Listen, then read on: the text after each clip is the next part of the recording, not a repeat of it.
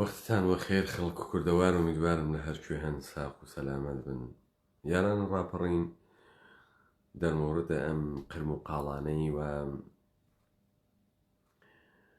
کۆلۆنیەکانە ڕسانەیە جمهوریە ئیسلامیە دەوڵەتە جوولەکەی ئانووسی ئێرانی دەرمۆردە ئەم خشتەک بازی و هەشتەک بەهەزیەی خستگی سێڕێ سوالێن بوو. ئەمەی کە ئەم ملەتە شوجاع قەحرەمانە توانی گیانە 3 نەفەر لە ئێعدام بە بەسانەوەی خشتەک بە هەشتەکە نەجات بدەن. وە لە کنارە ئەمە ئاغایانە خشتەک بازە باجی زارا محەممەدی شلوقیان کردگان و ڕەفیقەکانە ئێمە گەرەکیان بوو بزانن داستانە ئەم موجە جەدید لە فعالیەتە مەدەنیە بەرادەرانە مبارزە خشتەکبازە چییە؟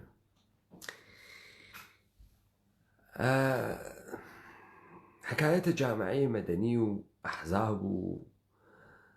کۆرپۆرێشنە جوولەکەی ئێرانیە ئانووسی و ئەم مەردمە کاولە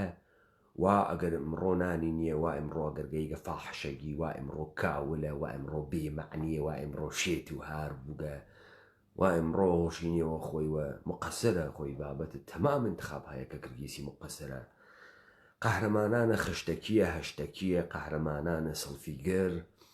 ئەمانەنن کە ئەم جامعیانە ئەمڕۆ ڕقەم داگە و ئەم فەزایانە دروست کردگە بۆ ئەوەی کە ئێوەیش ئەم وەزعیەتە بزانن بەر لەوەی کە بڕۆمە ناوی تەحلیلی دابڕۆن لەوانەی وا ئیستا بووگن و کەمپەینە ئەم خشتەک بازیانە بپرسن مەسەڵەن لەو ئاغای حوسێن پەناهیە بپرسن دەیتۆ بۆ ئەوەنە قارەمان بووی خشتەکە خۆتە نەدا لە قەی هەشتەک براکە لە ئێدام دەربێری ئاغای ئەمجەدە حوسێن پەناهی تۆ بۆ ئەو کارتە نەکرد ئای عەبەی موحتەدی بەرادەنانە نوخبە و نوخاڵە ئێوە بوو خشتەکتان نەدا لە قەی هەشتەکتان بەری پێ بگرن. بعد سوالێکی تر لەگرا تێتە بەرەوەیش ئەمەسە مە جمهوری ئیسلامی وەخت خۆی نەی ئەوت من ئەچم لە سووریە شەڕە داعش ئەەکەم لە بەرخاتریەوەی لە خوزستان شەڕە داعش نەکەم مەگەر نەیەوت دەی باشە ئێوە ملەتە هەمیشە دەرسەحنەیە قەحرەمان ئەمڕۆکە گشتان خشتەکەکانتان داوە قەی هەشتەک و جمهوری ئیسلامیتان بردە دواوە ئەگەر سوحات تەسمیمتان گرت خشتەک بن لە هەشتەک عەلیە خامنەی ئیعدامکەن جمهوری ئیسلامی بۆ خاتریەوە عەلی خامنەی ئیعدامەکە ئەم موشەکە قاڕە پەیمایە خشتەک وە هەشتەکتان کە ئیمڕۆ فشاری هاورگە بە دەوڵەتە ئێرانی و دەوڵەتە ئێرانی هاڕیا و چووە دواوە و خیابانەکانە تویترتان پڕ کرد لە خشتەک سوحاتۆ داوا بکەی عەلیە خامنەی بکوژن بە ملیۆن 50 ملیۆن ئێرانی ئەیدامیەکە ئەمانەم بۆ یەوت تا تۆ بگەێنم بە مەبنایە داستانێک بەڵام بەر لەوەی کە ئەم تەحلیلانە بکەینەوەڵن با بزانن ئەو خانمە باجی زارایە محەممەدیە جۆرمە ئەمنیەتی کردگە طبق قوانین جەزای جمهوری ئیسلامی و ئەو وەکیلە ئیطلاعاتیەی ئەو وەکیلە وا لە ئیطلاعاتەوە هەم فێرە خۆیان کردگە هەم فێرە ئاغایە وەکیلیان کردگە کە لایڤ ئینستاگرامی دابنێ عمومی کردنە جۆرمە ئەمنیەتی خۆی جۆرمە یعنی ئەو ئاغای وەکیلە نازانێ ئایا وەکیل ئەگەر ئەوە جۆرم نییە وە جوزە مەسادیق جۆرم لە جمهوری ئیسلامیان نییە تۆ ئزعام کە نییە ئەو خۆزای بەلاتەی واتەکە و خانمە دەمپانەکەن و هەرچیشتە بەلاتانە و زمانە و زمان فرە مهمە و لێمدا داواکەی مردم خشتەکە بۆ دابنێت ئەم دەحفە هاو نیشتمانیان بەلا مهمە تۆ لەولاوە و زمان مهمە ئیستەیژی نیشتمان مهمە بزانن ئەم مردمەی ئێمە تا قەزایەیان بۆ ڕۆشن نەکەیت و فەقیرانە خۆتەوانە تحلیل و تەجزیە و تحلیلیان نییە لە هەموو جێگەیەکی دنیای شواسە بۆیە تۆ زەرورەتە ڕسانەت هەست زەرورەتە تحلیلگەرە سیاسیت هەست ضرورەتە کەسە متەخەسست هەست کە مردم بزانێت چۆن هەوس و کەوتەکە چۆن تەسمیمەگرێت چون کارە ئەو نییە ئەو فکرەکە خێرێکەکە تۆجۆکن خشتەکەدا لە قەی هەشتێک نافامێ فکرەکە کارە مهمێکەکە لە لابلای خەبەرەکانیش تێ ناگا مەسەڵەن دووکە عەلی جوانمەردی هاتگە ئەدعاکە بچن سایتە گویا لێداگە من بعدەن خەبەرەکە داانێن دوای ئەفشاگەری عەلی جوانمەردی یا ئاوا تودەی و عەلی جوانمەردی خۆی لە لایڤەکە ئەیژێت من ڕابطەی جنسیە خانمە میترا ئۆستاد یارۆ کەنیشکەکە واوتیان پەرستووە حەمە عەلیە نەجەفی ژنە دووەمی بوو دای لێی کوشتی من رابطەی جنسی میترا ئۆستادم تەکە ئاغای قوڵام عەباس تورکی دادستانە نیروهای مسلح تاران ڕوو کرد دوای ئەمەی کە من ئەمە ئەفشا کرد عەلی جوانمەردی هێژێ ئاغای ڕئیسی ئاغای تورکی لە مەقام خۆی عەزڵ کرد مخاتبە کوردیش خۆ متەئەسفانە ونە گەوچ کردیاگە فکر ناکاتەوە ئەوڵەن مدیرانە ڕەدەبانە ئاوا تازە ڕەدەکەم ڕەدە بچووک لە کۆرپۆریشنە ئێرانیە مۆردە فیلتەر ئەمنیەتی واقعەون گەشتیان ئێشە بچووکترین دەرزە ئەمنیەتیان نەوێت تا مەقاماتە وا بگرن پس کاورایە کە پەرستووی بۆ ئەهەنێرێت وەزارەتە اطلاعات گەرەکی مەدرەکی لێ بگرێ مەدرەکی لێ بگرێ کە ئەزڵیکە کە لای بوات بۆیە پەرستووی بۆ ئەهەنێرێت ئەو کە پەرستوو ئەهەنێرێ ڕابطەی جنسی تەکەماغە بەرقەرارکە قەرارام ڕابطەی جنسیەکێکیش ئەفشایکە کە منجەر بوێ خروجیەکەی بە نیەتە دەستگاهە ئەتلاعاتی یعنی عەزلبوونە ئاغای تورکی دروست ئاغای عەلی جوانمەردی دروستە مخاتەبینە عەلی جوانمەردی واسەی ئەوانیە ئەنا بۆ وەزارەتە اطلاعات شێت ئەوێت دانێ پەرستوو ئەهەنێرێ بۆ قوڵام عەباس تورکی کە سێکسی تەکا بکە بۆ کارەکە ئیلاوەی کە مەدرەکی لێ بگرێ ئیلاوەی کە ئەزڵی بکە ئایا عەلی جوانمەردی دێخۆ ئەم خەبەرە تۆ ئێژیتی سابتی ئەەکەی بە زوانە خۆت کارمەندە ئیتلاعاتی تۆ ئەم خەبەرە کێ ئەفشای کرد تۆ عەلی جوانمەردی منجەر بوو بە چی بە ئیخراج ئاغای تورکی دێمە هەرتک نیەتەکەی ئیتلاعات و تۆ جێبەجێت کرد تۆ وایتە کوێ ئەم سیستەمە عەلی جوانمەردی بۆ ئەوانەی تەرەفدارتن ناپرسندێت ئیسا تۆ چه ئێسرارێکت هەست ظاهرەن ئاغایان بردگە و پۆستە دادیارە دیوانە عالیە کەشوەریان پێداگە پۆستێ لەسەر هەمێکی پۆستەکە زیاتریش تۆ چه ئێسرارێکت هەست بیت لەم بازیە ئەفشاگەری و من ئەفشاکەم و زەر بە ئەوەشێنم بازی بکەی و کەسێ لە تۆ سوعال ناکە تۆ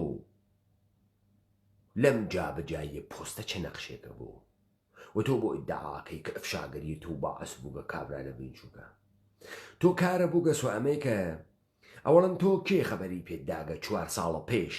خانمە میترا ئۆستاد چووگە سەکسی کردگە تەکەم ئاغایە قوڵام ئەلیە قوڵام عەباس تورکیە ئەم ئاغایە حەمە عەلیە نەجەفیە چەکارە بووگە کەیسە دەورە کەوتگە خەریکە ڕەوابەتە جنسیە هەمسەرە دووەمە خۆی مەترەحەکاتەکە مەقاماتە مختلفە جمهوریە ئیسلامیە خب تەبیعەتەن مردم نافەهمی مردم حب و بوغز کوێری کردگە شەڕ حەزی پێکات و ڕابطەی جنسی حەزی پێکات و نافەهمێت و خەریکی چێژی ناتوانێت تەشخیص بەوە تۆ خۆتیش ئەحمەقێکی چون حساول لەسەرەوە کردگە مردم نافەهمن تۆ چێژن و ئەمە ئەوێت و افتخار بۆ تۆ ئەوێت و فەزڵ بۆ تۆ خۆتی پێ مهمەکەی تۆ ئەمە مەترەحەکەی وەلی عەلی جوانمەردی سابتی کرد تۆ کارمەند وزارەتە ئیتلاعاتی مستەقیمەن تۆ ئفشا کنندەی جالە بە پەرستووەکان وە خانمە میترا ئۆستادوێ هەرواتە لای هەرکەسێ سەکسەدا وەلێ یاروی تۆ هاتوو تۆ بڕفێنی پەرستووەکەەوە هاتوو تۆ بڕفێنی بتکاتە ناوە گونی و بدووە ئەمیانە نەهاتوو سەکس بە وە تۆ هاتوو تۆ بڕفێنی ئایانی جوان دێ ئەم مەردمی ئێمە ئەمەنە یارانە ڕاپەڕین ئەمەنە بەم ڕاحەتیە تۆی بینی یعنی داستانەکە ئەوەنە تەنزە باوەڕکەن بەعزی ماوەقە من حوسڵەی تەحلیلی بنامێنیت یعنی سوحتا ئێوارە ڕاپەڕینی کوردەواری سەربەخۆشی بکەوێتی شوێنی ئەمانە افتزاحات ئەمانە کۆکاتەوە فریای چی بکەوین ئێمە کاورا 30,000 نەفەر مخاتەبی یەک پیاگیتیانی یەخی پێ بگری بژێن توڕاهاتەیژی چی کاورێت لاعاتی یەک نەفەریتیان نییە یەک نەفەر لە خۆی ناپرسی ئەم خشتەکە بۆ دەنەقەی هەشتەک مامۆستۆ زۆڕۆ باجیزارە محەمەیی بۆ ئیسەفویتیەکەن دەلیلی هەست جمهوریە ئیسلامی گەرەکێ کامە کار بکات بیخاتە حەساوە دەرخاستە مەردمی یارانە ڕاپەڕین جمهوریە ئیسلامی گەرەکی یەکسری کار بکات بیخاتە حەساوە خاستەهای مەردمی اتفاقە ئەوەری ئەم تەوقیفە ئیعدامە ئەم تەوەقفە ئیعدامە ئەم سێ نەفەرە بوو خشتەکیاندا لەقەی هەشتەک بردیوە ئیستە باجیزارە ئەکەن و ژاندارک و فویتێکن و هەڕیەخن و گشتیشی وەزانێتە کوێرە و سپێکەوت کەسە دەسی وەڵ ناکەوە خشتێک لەقەی هەشتەکدانا گشتی تەوەجۆ بکەن گشتی خەریکە کارەکە نخبە نخاڵە ڕەهبەرانە حیزبی حیزب فعال جامعی مەدەنی وەکی گشتی یا کۆلۆنیە BBC پوششیەدا ئیران ئینتەرنەشناڵ پوششیەدا تاخیر چه اتفاقی بکەوێ تا زارا خانم لەم بنە تەوەسۆتە خشتەک و هەشتەک نجاتی ئەوێ ئەمانە گشتی بوو چییە؟ بۆ خاتری وەسە جمهوری ئیسلامی بە هەموو دەمودەسێک و بڕواتە پیرە بابا ترامپ قەرارە جمهوری ئیسلامی بچێ بە فریای ئاغا ترامپ و ئەمە ئەکاتە چی؟ ئەکاتە خاستەی مەردمی مردم وەزیەتیان خراوە و خواخەڵی ناگریت و نان نییە بیخۆن و دەرخاستە مەردمیان هەز و خشتەکە دەن لەقەی هەشتەکە و تووفانە تویتری دەست پێەکە و جارێ ملیێنی ئێژێ بەلێ مزاکرە و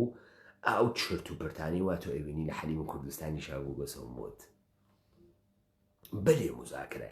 یهۆ 1 ملیۆن خشتەکان لەقەی هەشتەکە جمهوری ئیسلامی خواهڵی ناگرێت و تەسلیمەوێت و چی بکات و دەسی بێ دەسەڵاتی و ناتوانێت و خاستە مردمن لە ئەوە ماڵتا ناواوێ نازانی ئەوەنە هەشتەکیان نێماندا گیانماناتە دەرەوە خشتەکی ئێمەیان دەراون داستانەکە ئەمەسار بەم ڕاحەتی ئەم بازی و تەئاترە هەنە ئەمەسە قسمەتە جامعەیە مەدەنی بازی و فوتێکردن و قارەمانپەرۆیی بابنێنیت ئەم داستانە ئیمڕۆ حکایەتی هەر ئەمەسە جمهوری ئیسلامی بڕۆن ئیستە سایتە معروفەکانە جمهوری ئیسلامی نەزەر سەنجیان دانیاگە مذاکرە قبل از انتخابات ئاری یانە مذاکرە قبل از انتخابات ئاری یانە ئیستەیتم مردم شێریش بووگە و گشتی وەیەک و خشتەکە لەقەی هەشتەکێکی جواوەدات و ماڵتە خەریکە فازی گرتگەوە سێی لە عیدام دەرهاون ئەوە باژی زارا دەرتێری یەکسرە خشتەکە لەقەی هەشتەک ئایتوڵا خامنەی ئەڕواتە پێشوازە دۆناڵد ترامپ بازی هەیە ئیتلاعاتی ئەمنیەتی مشتێ مردمە بەدبەخت بێچاری بیکارە فاقدە تەحلیل سیاسی ئەکاتۆ هێزمە شەهەواتە ئەمانە ئەم کارە بۆ ئەکا دەستوراتە ئەربابی بابە ئامریکاواتە بەرەوە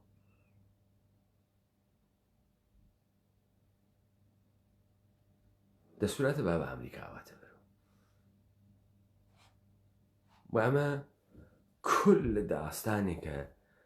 کە اتفاقەکە وێرەم داستانە خشتەک و هەشتەک بازیەکە خستی گیانە سەر ئێمە ئەمێنین و ئەمانە وەنە هەڵپەڕکەکەرە ناوە زەماوەن کلەیان گەرمە وەکو عنتەر هەڵەخەن و ئێوەکەن و پشتەک لێدەن و لودا فیلمە زەمانەکەیان بۆ دابنین ئەگەر شعوریان بێ قەت داچۆڕێن خەجاڵەت ئەکێشن لە وجودە عنتەرە خۆیان 3-4 مانگی تر لە وجودە عنتەرە خۆیان خەجاڵەت ئەکێشن ئەگەر شعوریان بێت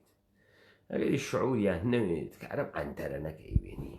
ئدامە ئەدەن وە خشتەک بازی و هەشتەک بازی بەڵام واقعان ئێوە ئەگەر قارەمانن ئەوەنە قارەمانن خشتەکەکانتان مەدەنەقەی هەشتەک و زارا باجی زارا ئازاد بوێ دابی دەنەقەی بەشکم جمهوری ئیسلامی بکەفێ دا قوروانە ئەو غەیرەتە هەشتەکیتان و لێبەن 8 ملیۆن هەشتەک بکەنە ناوە ئەم خیابانە تویتەرە بەش جمهوری ئیسلامی بکەوێ دەی بۆ خۆلێتان کەم ناوێتەوە بەرادەرانە قەهرەمانە هەشتەک باز ئەمە تەواو داستانەکە بوو تەحلیلێک لەمە زیاتریشی نییە لذا ئێوە گۆڕە ئەم فەزای ئەحمەقانەیە یەمشت بەکری گیرا و کارمەند خۆفرۆشە بێوجود دەمان لە ساحەت ئینسانیش دەرچووگەن یەمشت لە کەر و قاتریش دەرچووگە لەمانە یەمشت حیوانات و حەشەرات و مزەڕن وەختە خۆیشی ئەمشیکیان لێ بێبیان توپێنی بڕۆن پەیکاریان گرفتارە ئەمە بووگینم ئافەتە کەسیفە لێمانی داگەیشی سەمپاشیە خۆمانگەین دابزانین ئەو خشتەک و هەشتەکە هەنەکەی ئێوەس یا قسەکەی ئێمەس جمهوری ئیسلامیشی بە تەمام و قدرت بە فریای بابا ترامپ بکەوێت و ئەکەوێت دەستورێشێ بکەوێت ئەگەر شەڕە ساختەگی کردگە تەکیا ئەگەر دەرگیریە مەقتەعی کردگە تەکیا هەر کارێکی کردگە ئێشێ لەسەر وەتەرە ئەمنیەتە ملیە یاڵەتە متحدەی ئامریکا جمهوری خواهن واغای دۆناڵد ترامپ ئەم دەحفێشە انتخابات بواتەوە و جمهوری ئیسلامی ئەم کارە مەوەزەفە کە بکات وای کات نایەوە خۆش